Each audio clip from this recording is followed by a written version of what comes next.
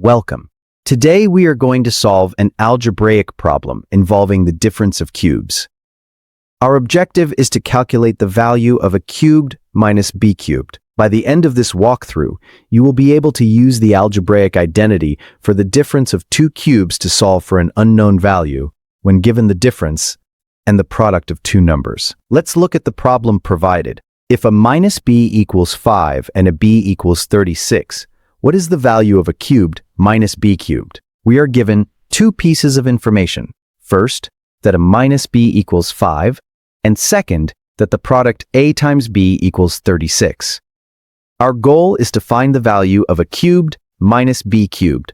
We use the formula: a cubed minus b cubed equals open parenthesis a minus b close parenthesis cubed plus 3ab times open parenthesis a minus b close parenthesis. Now we substitute the values: 5 cubed plus 3 times 36 times 5. Calculating these parts, we get 125 plus 540. Finally, adding them together gives us 665.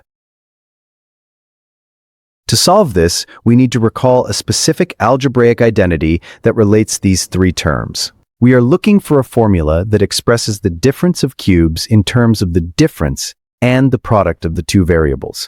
This is a variation of the expansion of a minus b, all cubed. It tells us that a cubed minus b cubed is equal to the quantity a minus b cubed, plus 3 times the product ab times the quantity a minus b. Notice how the terms we already know, the difference and the product, appear clearly on the right side of this equation. This makes it the perfect tool for our problem. Now, let's substitute the values we were given into our identity. We know that a minus b is 5 and a times b is 36. We use the identity: a cubed minus b cubed equals a minus b cubed plus 3ab times a minus b. Substituting these into our formula, we replace every instance of a minus b with 5 and the product AB with 36. Let's calculate this step by step.